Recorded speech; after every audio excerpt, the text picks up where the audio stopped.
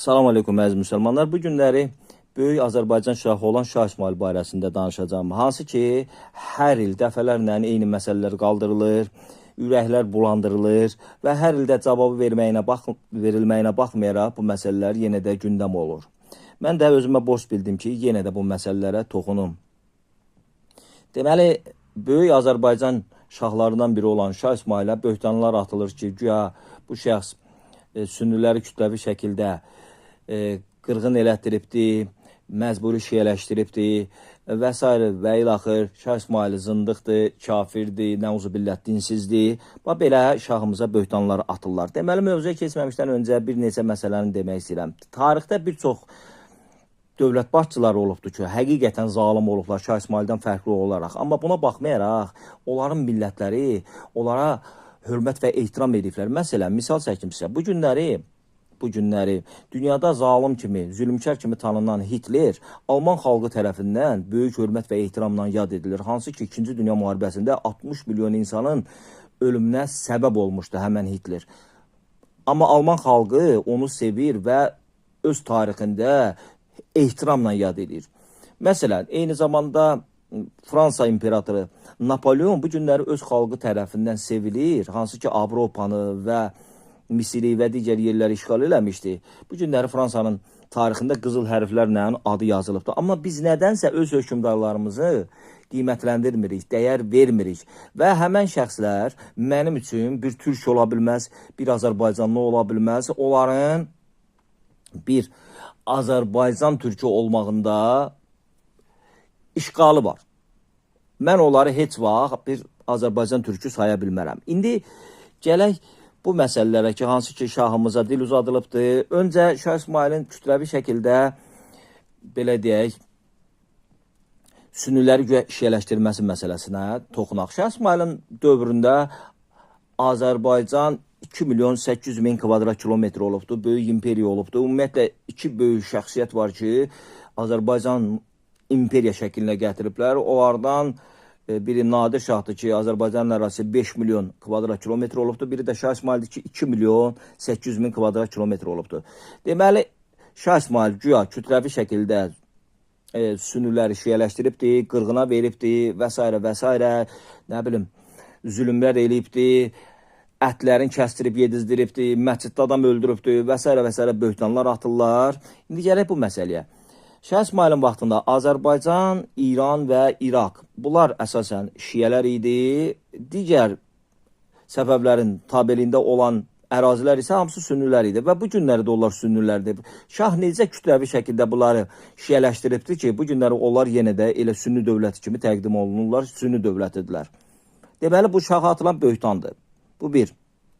İkincisi, gələk Azərbaycana. Azərbaycanda bu günləri məsələn Qusardır, Şəkidir, Carbalakəndir, Qazaxdır. Bax, bu ərazilər əksəriyyəti sünnilərdir. Eyni zamanda Şamaxıda kütləvi şəkildə qırğın eləyibdir və s. Bakıda və s. və s. Bu günləri Şamaxının mən bilən iki kəndidir, Cəhridir və Naburdur ki, onlar şiyədilər. Qalanları hamısı sünnilərdir. Bir də Şamaxının özündə az bir hissə şiyədir. Bu necə kütləvi şəkildə şiyələşdiribdir ki, bu günləri o yerlərin hamısı bu günləri sünnidirlər. Hətta Şah İsmayıl'la heç bir əlaqəsi olmayan bir misalı çəkəcəm. İmam deməli Zeynalabidin əleyhissalamın 4-cü imamımızın oğlunun qəbri bu günləri Şamaxıdadır. Mən şəxsən onu ziyarət eləmişəm. Deməli, Şamaxıda İmam Zeynalabidin əleyhissalamın övladlarından biri Seyid Məhəmməd Salih müdərrisin qəbri bu günləri Şamaxıda da o vaxtı Şah İsmayıl var idi ki, ümumiyyətlə Azərbaycanda baxın bir çox imamzadələr var, imam övladlarının qəbri var ki, bax Gəncədə var imamzadə, eyni zamanda Naxçıvanda bir çox yerlərdə var, eyni zamanda Füzulidə var, Bakıda var, bilirsiniz də, Nardaranda, Mərdəkanda, Bibi Heybətdə və s. və s. İmamzadələr var ki, heç o dövrdə heç Şah İsmayıl yox idi. Babəkin zamanında artıq Azərbaycanda nə qədər deyilsə şiyələr var idi və ümumiyyətlə Azərbaycan əhl-i-beyt yurdudur. Bu məsələ də belə. Deməli, bu da şaha atılan böhtandır. Eyni zamanda bu necə kütləvi şiələşdiribdir ki, həmən yerlərdə bu günləri sünnilər də var. İndi gələk İrana. İranın 30%-ında sünni var. Hətta Əbu Bəkir adına məscid var. Bu necə məcburi sünniləşdirməni, belə deyək, sünniləri şiələşdiribdir, necə? Deməli, böhtandır. İraqın özündə də bu günləri sünnilər var. Deməli, şaha atılan böhtandan başqa bir şey deyil. Bu məsələ belə. Düşünürəm ki, aydın oldu. Şaha zındıq deyirlər. Şaha zülmkar deyirlər, kafir deyirlər, belə deyək, ət pişirtdirdi, yedizdirdi, sünnülərin ətin və s. və s. Birincisi, bu şahın əsasən, belə deyək, zalimliğin, zülmlüyün gətirirlər Əziz Cəfərzadənin kitabından. Əziz Cəfərzadə İslam alimidir məgər. Əziz Cəfərzadə heç özü şəriətə rəiyyət eləməyib, hicabı olmayıb, namaz qılan olmayıb və s. və s. Və deyirlər ki, bədii əsərdir və bədii əsər deyirlər ki, bədii əsər olsa da nə olsun, tarixi əsərdir və tarixdən misal gətirirlər. Bəs yaxşı, biz tarixdən misal gətirəndə, Həzrət Əli ilə döyüşən Muaviyyədən misal gətirəndə, Təlhədən, Zübeyrdən, Aşədən, Cəməl müharibəsində, Siffin müharibəsində misal gətirəndə deyirsiniz ki, o saat Quran ayəsi gətirirsiniz. Bunlar bir ümmət idilər, gəldilər, keçdilər. Ne yaxşı, Şah İsmailə gələndə bunlar bir ümmət idilər, gəldilər, keçdilər demədiniz. Demirsiniz, ne yaxşı. Şah İsmail amma kimlərinsə gözünə girir. Bu iki.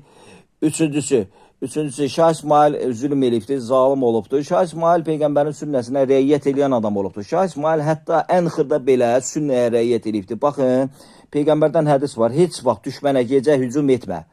Hətta heyvanlar belə gecə amandadır. İndi baxın, Şah İsmailin müqayisə edəcəm Peyğəmbərin sünnəsi ilə.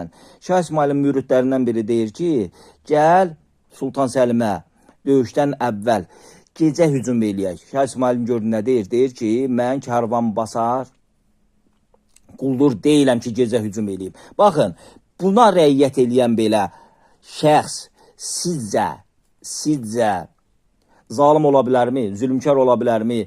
Nə bilim, insan kəsdirib, ət yedizdirə bilərmi? Məsciddə adam baş kəsə bilərmi? Bunlar hamısı böhtanlardır. Ümumiyyətlə, bir məsələni qeyd edeyim ki, baxın, Əmir-əl-Müminin əleyhissalamdan hədis var. Deyir ki, hər bir şeyin zəkatı var, ağlın zəkatı isə səbr etməkdir. Həqiqətən ağlın zəkatı isə nadanlara səbr etməkdir. Həqiqətən nadanlara səbr etmək. Başqa yolu yoxdur. Deməli, nadandırlar bu şaha böhtan atırlar. Bu məsələ də belə. Sonra şaha atılan böhtanlardan biri, çoxdur böhtanlar. Baxın, Quran ayələrdə təqdim edirəm sizə ki, yəni doğru danışan olun. Ümumiyyətlə, Peyğəmbərdən də hədis var. Deyir ki, elə bir vaxt gələcəkdir ki, belə deyək, hər bir şeyin əksi olacaqdır. Doğrular yalançı kimi, yalancılar doğru kimi, yəni təqdim olunacaqdır. Zalimlar, belə deyək, yaxşı kimi, yaxşılar zalim kimi təqdim olunacaqdır. Yəni bunlar hamısı böhtanlar da atırlar. Sonra şaha atılan böhtanlardan biri deyilir ki, bu uşaqdır. Bundan deyir hökmdar olar. 14 yaşında hökmdar olubdur. Bu uşaqdır. Tamam, o zaman Osmanlı Sultanı 4-cü Mehmet 7 yaşında hökmdar olub. Nə yaxşı onlardan hökmdar olur, amma bizimkindən olmur.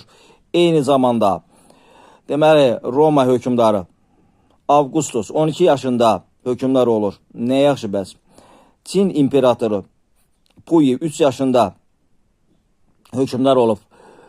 Firon, Misir Fironu Tutankamon 9 yaşında hökmdar olub. Nə yaxşı onlardan olur, bizimkindən olmur. Deməli, bunlar hamısı nədir? Şaha atılan böhtanlardır və şah əgər pis olsaydı, bu günləri ən ali mükafat Şah İsmail ordeni var ki, hərbi ordendir. Hələ heç kimə təqdim olunmuyubdur. Hansı ki, zındığa, belə deyək, nəuzubillah, kafirə və s. bu ali orden ola bilərmi? Bəs yaxşı, dövlət başçısı hər bir şeydə haqlıdır deyirsiniz. Bu günləri dövlət başçısı ziyarət edir Şah İsmaili, Şah İsmail barəsində gözəl fikirlər deyir, hamısı. Bəs yaxşı, dövlət başçılarına da itayət vacibdirsə, niyə dövlət başçısının fikri ilə razılaşmırsınız ki? Deməli, siz nəsiz? Münafiqsiz, münafiq. Sizin üçün bu sözlər ki var, pərdə arxasıdır. Pərdə arxasıdır, dilinizdə deyirsiniz. Sizin əlinizdə imkan olsa, o əhli xilafın sabahları Azərbaycan dövlətinə qarşı da hər bir hərəkəti eləyərsiniz. Yetər ki, burada vəhhabilik və s. bərpa olunsun. Mən də buradan müraciət edirəm. Kim ki Şah İsmaili sevmir, ümumiyyətlə heç Azərbaycan Türkü deyil, Azərbaycanlı deyil və ümumiyyətlə heç Azərbaycanı sevmir. Düşünürəm ki, məsələ aydın oldu. Əqidənizdə şübhə eləməyin və bilin, Peyğəmbərdən sonra haqq yol Əli yoldur. Ya Əli.